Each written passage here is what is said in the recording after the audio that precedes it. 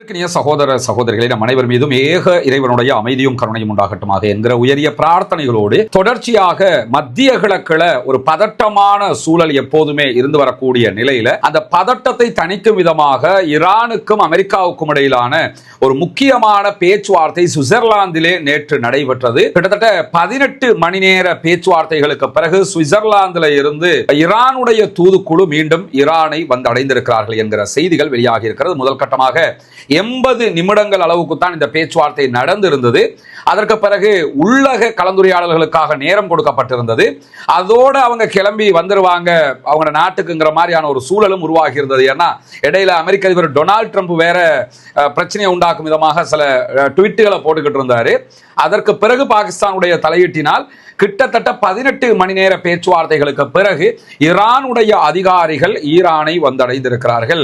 பேச்சுவார்த்தைகள் முழுவதும் வெற்றிகரமாக அமைந்திருக்கிறது என்று அமெரிக்கா சொல்லல. ஆனா என்ன சொல்றாங்கன்னா, வெற்றிகரமான பேச்சுவார்த்தைகளுக்கு ஒரு அடித்தளமாக இது இருக்கிறது என்று சொல்லி இருக்கிறார்கள். அதே நேரத்தில் கத்தருடைய அதிபர் வெளியிட்டிருக்கக்கூடிய அறிவிப்புலையும் என்ன சொல்றாருன்னா, எதிர்வருகிற 60 நாட்கள் ரொம்ப முக்கியமானது. எங்களுடைய அடுத்த கட்ட பேச்சுவார்த்தைகளை நடத்துவதற்கான முழுமையான ஏற்பாடுகளை நாங்கள் செய்து கொண்டிருக்கிறோம் என்றும் சொல்லி இருக்கிறார். கத்தர் இதுல மிக முக்கியமான பங்காளி என்பதும் நமக்கு தெரியும். அதே நேரத்தில் நேற்றைய தினம் கத்தர்ல அவர்களுடைய பெட்ரோ கெமிக்கல் மிக முக்கியமான ஒரு பகுதியாக இருக்கிற ரஸ்லஃபான்ல ஒரு பெரிய வெடிப்பு ஏற்பட்டிருந்தது. உயிரிழப்புகள் எல்லாம் பதிவாகி இருந்த இந்த வெடிப்பு ஆரம்பத்தில் யாராவது ஒரு தாக்குதல் நடத்தி இருக்கலாம் என்கிற சந்தேகங்களை கிளப்பி விட்டிருந்தாலும் அது எந்த ஒரு தாக்குதலாலும் நிகழவில்லை. அந்த ரஸ்லஃபான்ல இருக்கக்கூடிய எண்ணெய் சுத்திகரிப்பு நிலையத்தில் ஏற்பட்ட விபத்தினால் தான் இது ஏற்பட்டிருக்கிறது என்கிற செய்திகள் பிற்பட்ட நேரங்களில் வெளியாகி இருந்ததையும் நம்ம அவதானிக்க முடிந்தது. இந்த நிலையில தான் ஈரானுடைய அதிபர் மசூத் பெசக்ஷியன் நாளைய தினம் செவ்வாய்க்கிழமை ஒரு நாள் பயணமாக பாகிஸ்தான் வந்தடைய இருக்கிறார். பாகிஸ்தானுடைய பிரதமர் ஷபாஸ் ஷரீஃபோடு அவர் நேரடி பேச்சுவார்த்தைகளை நடத்த இருக்கிறார். ஏற்கனவே பாகிஸ்தானுக்கும் ஈரானுக்கும் இடையில ஒப்பந்தங்கள் இருக்கிறது. அந்த ஒப்பந்தங்களை தொடர்வது தொடர்பாகவும் மேலதிகமான வர்த்தக ஒப்பந்தங்களை இரு நாடுகளும் ஏற்படுத்திக் கொள்வது தொடர்பாகவும் ஆராய்வதற்காக வருகிற மசூத் பெசக்ஷியன் அவர்கள் இந்த சமாதான உடன்படிக்கையில் பாகிஸ்தான் மேற்கொண்ட காரியங்களுக்காக நேரடியாகவே பாகிஸ்தானுக்கு பாராட்டுக்களை தெரிவிப்பார் என்றும் ஈரானுடைய தஸ்னீம் நியூஸ் ஏஜென்சி வெளியிட்டிருக்கக்கூடிய செய்திகளை அல் ஜசீராவும் சுட்டிக்காட்டக்கூடியதை நம்ம பார்க்க முடிகிறது. அதே நேரத்தில் எந்த ஒரு சாத்தியமான தாக்குதல்களுக்கும் உடனடியாக பதிலளிப்பதற்கு நாங்கள் தயாராக இருக்கிறோம் என்று சொல்லி இன்றைக்கு ஈரானுடைய IRGC புரட்சிகர இஸ்லாமிய பாதுகாப்பு பிரிவு வெளியிட்டிருக்கக்கூடிய செய்தியிலையும் சொல்லி இருக்கிறாங்க. அது அவங்க என்ன சொல்றாங்கன்னா, நாங்க எப்பொழுதுமே அலர்ட்ல தான் இருக்கிறோம். ஏற்கனவே பல தடவை இப்படி பேச்சுவார்த்தை நடத்தி கொண்டே அமெரிக்கா எங்கள் மேல தாக்குதல் நடத்தி இருக்கிறது. எனவே நாங்கள் ரொம்ப அலர்ட் ஆகி இருக்கிறோம். எந்த தாக்குதல் எங்கள் மீது யார் நடத்தினாலும் அதற்கு பதிலடி நிச்சயமாக உடனடியாக கொடுக்கப்படும் என்கிற செய்திகளையும் இன்றைக்கு ஈரானுடைய உச்ச தேசிய பாதுகாப்பு குழுவும் அதே போன்ற IRGCயும் வெளியிட்டிருக்கக்கூடியதை நம்ம அவதானிக்க முடிகிறது. அதே நேரத்தில் ஹொர்முஸ் ஜலசந்தி மூடப்பட்டதாக ஈரான் அறிவித்திருந்தது. மூடப்பட்டிருக்கக்கூடிய இந்த நிலையிலும் கப்பல் போக்குவரத்து ஓரளவுக்கு நடைபெறுகிறது என்கிற செய்திகள் வெளியாகி இருக்கிறது. குறிப்பாக 2 மில்லியன் பேரல்கள் எண்ணெயோடு 2 கச்சா எண்ணெய் டேங்கர்கள் ஹொர்முஸ் ஜலசந்தியை கடந்திருக்கின்றன என்கிற தரவுகள் வெளியாகி இருக்கிறது. கிட்டத்தட்ட 20 லட்சம் பேரல்கள் பெட்ரோலை எடுத்துக்கிட்டு அவங்க போயிருக்கிறாங்க, கச்சா எண்ணெய் எடுத்துக்கிட்டு போயிருக்கிறாங்க. ஒவ்வொரு கப்பல்லையும் 10 லட்சம் பேரல்கள் அளவுக்கு கச்சா எண்ணெய் இருந்திருக்கிறது. அதே நேரத்தில் 4 மில்லியன் பேரல் கச்சா எண்ணெய்களை ஏற்றிக்கொண்டு செல்லக்கூடிய அளவில் இருக்கிற 2 சூப்பர் டேங்கர் கப்பல்கள் தற்போது ஜலசந்தி வழியாக வளைகுடாவுக்குள் நுழைந்திருக்கிறது என்கிற செய்திகளும் வெளியாகி இருக்கு. ஆல்ரெடி எண்ணெயை ஏற்றிக்கிட்டு 2 கப்பல் வெளியே போயிருக்கிறது. எண்ணெயை ஏற்றுறதுக்காக 2 கப்பல் உள்ள வந்திருக்கிறாங்க. வெளியே போனது 20 லட்சம் பேரல்கள். தற்போது ஏற்ற வந்திருக்கக்கூடிய கப்பல்களுடைய கொள்ளளவை பார்க்கும்போது 2 கப்பல்களையும் 40 லட்சம் பேரல்கள் கச்சா எண்ணெய்களை ஏற்ற முடியும் என்கிற செய்திகள் இன்றைக்கு வெளியாகி இருக்கு. அதுல ஒரு கப்பல் ஈராக்கினுடைய பஸ்ரா துறைமுகத்தை நோக்கி போய்கொண்டிருக்கிறது என்று சொல்லி கப்பல்களை கண்காணிக்கக்கூடிய அமைப்புகளுடைய தரவுகளும் இன்றைக்கு வெளியிடப்பட்டிருக்கக்கூடிய சூழல்ல ஈரான் தொடர்பான எண்ணெய் விற்பனைக்கு அமெரிக்கா விதித்திருந்த தடைகளை எதிர்வருகிற 60 நாட்களுக்கு தளர்த்துவதாக அறிவித்திருக்கிறது. முதல் கட்டமாக 60 நாள் பேச்சுவார்த்தைக்கு பிறகு நாங்கள் மொத்தமாகவே தளர்த்துவோம் அப்படின்னு அறிவிச்சிருக்கிறாங்க. இந்த 60 நாள் காலகட்டத்தில் ஈரான் மீதான தடைகளை நீக்குவதற்கான பொது உரிமத்தை அமெரிக்காவினுடைய ட்ரெஷரிஸ் கருவூலம் இன்றைக்கு சற்று நேரத்துக்கு முன்பதாக வெளியிட்டிருக்கிறார்கள். வெளிப்படையாகவே அதனுடைய தரவுகளை எல்லாம் அவங்க வெளியிட்டிருக்கிறாங்க. ஈரான்ல கச்சா எண்ணெய்கள், அதே போன்று பெட்ரோலிய வேதிப்பொருட்கள், அதே போன்று பெட்ரோலிய பொருட்கள் எதுவாக இருந்தாலும், கேஸ், பெட்ரோல் எதுவாக இருந்தாலும் ஆகஸ்ட் மாதம் 21ஆம் தேதி வரைக்கும் உற்பத்திகள் செய்வதற்கும் அதே போன்று விநியோகிக்கிறதுக்கும் விற்கிறதுக்கும் இதுல அனுமதி கொடுக்கப்படுகிறது. அமெரிக்காவினுடைய தடை நீக்கப்பட்டிருக்கு. இது பொது அனுமதியாகத்தான் கொடுக்கப்பட்டிருக்கிறது. எதிர்வருகிற 60 நாட்களுக்கு என்கிற செய்திகள் வெளியாக இருக்கிறது. எனவே யுத்தத்துல யாரு ஜெயிச்சாங்கிறத இந்த மாதிரியான செய்திகள் இன்னும் உறுதிப்படுத்துவதை நம்ம பார்க்க முடியும்.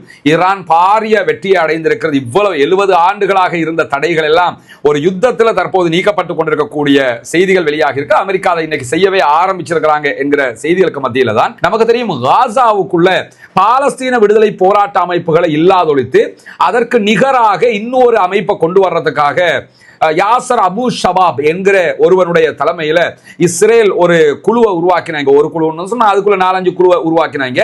யாசர் அபு ஷபாப் கொல்லப்பட்டு விட்டான். ஒரு முனாஃபிக்கின்களுடைய குழு அது. அந்த குழுக்களுக்கு முழுவதுமாக ஆயுதங்கள், உணவுகள், பணம், எல்லா உதவிகளையும் இஸ்ரேல் பண்ணிக்கிட்டு இருக்கிறாங்க. பாலஸ்தீன விடுதலை போராட்ட அமைப்புக்கு எதிராக அவர்கள் உருவாக்கப்பட்டவர்கள். இந்த உருவாக்கப்பட்டு 2 ஆண்டுகள் தாண்டியும் அந்த குழுவால் எந்த ஒரு லாபமும் இஸ்ரேலுக்கு இல்லை என்று சொல்லியும் இஸ்ரேல் இந்த உருவாக்கத்தில் தோல்வி அடைந்திருக்கிறது என்கிற செய்திகளும் இன்றைக்கு இஸ்ரேலிய ஆய்வாளர்களாலும் அதே போன்று இஸ்ரேலுடைய உளவுத்துறை அதிகாரிகளாலும் எச்சரிக்கை விடுக்கப்பட்டிருக்கிறது. குறிப்பாக இந்த திட்டம் இஸ்ரேலுக்கு எதிராகவே அமையும் என்றும் சொல்லப்படுகிறது. ஏன்னா இப்பொழுது இஸ்ரேலால 2 வருஷமாக கொஞ்சம் பேரை கேப்சர் பண்ணி எடுத்து தலைய கழுவி அவங்களுக்கு காசு, ஆயுதம் எல்லாத்தையும் கொடுத்து ட்ரைனிங் கொடுத்து கொண்டிருக்கிறாங்க. இவர்களே நாளை இவர்களுடைய உறவுகள் யாராவது இஸ்ரேலால் கொல்லப்படுகிற போது ஒட்டுமொத்தமாக இஸ்ரேலுக்கு எதிராக மாறி நிற்கக்கூடும். எனவே இவங்களை கொண்டு போய் ஆட்சியை பிடிப்பாங்க, பாலஸ்தீனத்தை கைப்பற்றுவாங்கிறதெல்லாம் சாத்தியமானது இல்லை என்று சொல்லக்கூடிய இஸ்ரேலுடைய உளவுத்துறை அதிகாரிகள் இஸ்ரேலுக்கு எச்சரிக்கக்கூடியவங்க. மேலதிகமாக என்ன சொல்றாங்கன்னா, நம்மளாலேயே அது முடியல, இஸ்ரேல் என்கிற ஒரு மாபெரும் சக்தியாலேயே பாலஸ்தீன அமைப்புகளை தோற்கடிக்க முடியாம போயிருக்கக்கூடிய சூழல்ல எப்படி இந்த மாதிரி குழுக்களை வச்சு நம்ம பாலஸ்தீன அமைப்புகளை தோற்கடிக்க முடியும் என்று சொல்லி இன்றைக்கு மிக தெளிவாக அவர்கள் செய்திகளை வெளியிட்டிருப்பது மட்டுமல்லாமல் இஸ்ரேலுடைய ஸ்மான் இஸ்ரேல் என்று சொல்லக்கூடிய ஒரு புலனாய்வு தளம் அது வெளியிட்டிருக்கக்கூடிய செய்திகள் பிரகாரம் இஸ்ரேலுக்கு மிகவும் கவலை அளிக்கும் விதமாக இந்த குழுக்களுக்கு கொடுக்கப்படுகிற ஆயுதங்கள் பார்க்கப்படுகிறது, இந்த குழுக்களுக்கு கொடுக்கக்கூடிய ட்ரைனிங்கள் பார்க்கப்படுகிறது. ஏன்னா இது இஸ்ரேலுக்கு எதிராகவே திருப்பப்படலாம் என்று நிபுணர்கள் எச்சரிக்கிறார்கள் என்று சொல்லி ஸ்மான் இஸ்ரேல் என்கிற இஸ்ரேலுடைய உளவுத்துறை தகவல்களை வெளியிடக்கூடிய செய்தித்தளமும் இன்றைக்கு செய்திகளை வெளியிட்டிருப்பது மட்டுமல்லாமல் மேலதிகமாக இந்த அமைப்புகளுக்கு, பாலஸ்தீன விடுதலை அமைப்புகளுக்கு மாற்றாக ஆயுதங்கள், உளவு தகவல்கள், உணவுப் பொருட்கள், தளவாட உதவிகள், வான்வழி ஆதரவுகள், அதே போன்ற காயமடைந்தவர்களுக்கான உயரிய மருத்துவ சிகிச்சைகள் இதுவெல்லாமே இஸ்ரேல் கொடுக்கிறது. கொடுத்தாலும் அவர்களால் எந்த ஒரு பலனும் இல்லாமல் இருக்கிறது. எதிர்காலம் நமக்கு எதிராகவே இவர்கள் மாறக்கூடும் என்கிற செய்திகள் இன்றைக்கு இஸ்ரேலியர்களாலே எச்சரிக்கைக்கு உள்ளாக்கப்பட்டிருக்கு. இதுல பெரிய ஒரு பிளஸ் என்னன்னு கேட்டா, இந்த இஸ்ரேலால் உருவாக்கப்பட்ட குழுவை பாலஸ்தீன மக்கள் ஏற்றுக்கொள்ள தயாரில்லை. பாலஸ்தீன மக்கள் அத்தனை பேருமே பாலஸ்தீன விடுதலை போராட்ட அமைப்புக்கு ஆதரவாகத்தான் இருக்கிறார்கள். எனவே ஏன்னா நம்ம நாட்டை இஸ்ரேல் அபகரிச்சுக்கிட்டு இருக்கிறான். அப்ப இஸ்ரேலுக்கு எதிராக நம்ம இருக்கிறதா, இஸ்ரேலுக்கு ஆதரவாக இருக்கிறதா? இவங்க பணத்தை வாங்கிட்டு இஸ்ரேலுக்கு ஆதரவாக இருக்கிறான், நாங்க எப்படி இருக்கிறது என்று சொல்லி அவர்கள் அதற்கு எதிர் கருத்திலே இருக்கக்கூடிய செய்திகள் இன்றைக்கு வெளியாக இருக்கிற அதே நேரத்தில் இன்றைக்கு அமெரிக்க அதிபர் டொனால்ட் ட்ரம்பினுடைய ஒரு முக்கியமான செய்தி வெளியாகி இருக்கிறது. அது என்ன செய்தி என்று சொன்னால், ஹிஸ்புல்லாக்களை ஒழிப்பதற்கு இஸ்ரேலால் முடியவில்லை. இஸ்ரேல் ஹிஸ்புல்லாக்களை அழிப்போம் பாலஸ்தீன விடுதலை அமைப்பே அவங்களால் அழிக்க முடியாம போயிடுச்சு.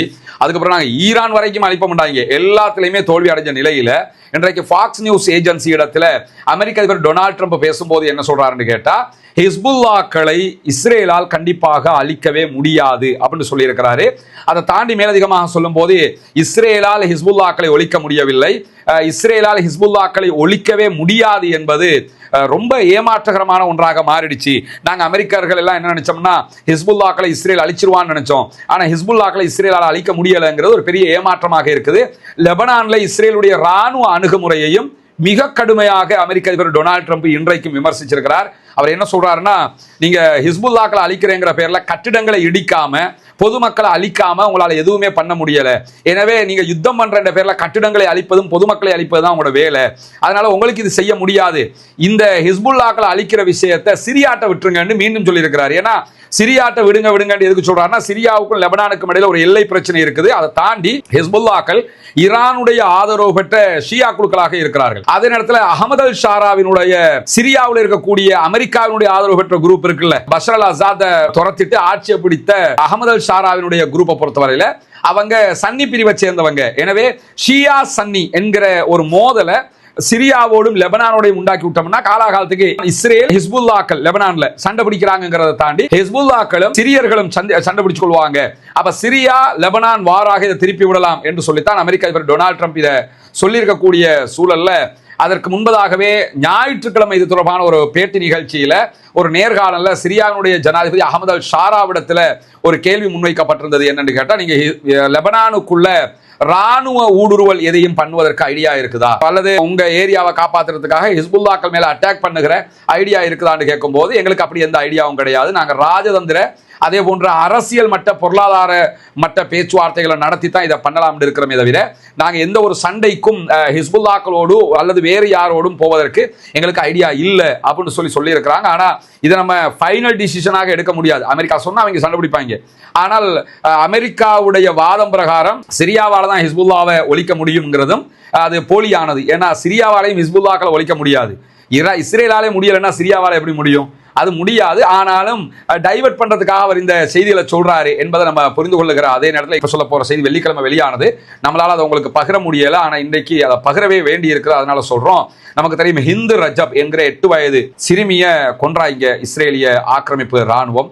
அது தொடர்பாக வாய்ஸ் ஆஃப் ஹிந்து ரஜப் என்கிற ஒரு சினிமா படமும் தற்போது இலங்கையில ரீகல் சினிமாஸ்ல ஓடிக்கிட்டு இருக்குது. கட்டாயம் எல்லோருமே போய் பாருங்க, பிள்ளைகள் எல்லோரையும் கூட்டிக்கிட்டு போங்க. எவ்வளவு பெரிய ஒரு அநியாயம் இந்த சமூகத்துக்கு இழைக்கப்படுகிறது என்பதை நிஜமான செய்தியை அப்படியே எடுத்து காண்பித்திருக்கிறார்கள். ரொம்ப அருமையாக பார்ப்பதற்கு கண்கலங்கக்கூடிய விதமாக அந்த திரைப்படம் எடுக்கப்பட்டிருக்கிறது. நிஜம் செய்திகள், கற்பனையாக கலக்கப்பட்ட ஒரு செய்தி கிடையாது. அந்த ஹிந்து ரஜப கொலை செய்த இஸ்ரேலுடைய 401வது கவசப்படை பிரிவினுடைய 52வது பட்டாலியனுடைய தலைவன் உள்ளிட்ட கிட்டத்தட்ட 15 பேர் கொல்லப்பட்டிருக்கிறார்கள். வெள்ளிக்கிழமை லெபனான்ல இருக்கக்கூடிய ஹிஸ்புல்லாக்களுடைய அட்டாக்ல கொல்லப்பட்டிருக்கிறாங்க என்கிற தரவுகள் வெளியாகி இருக்கிறது.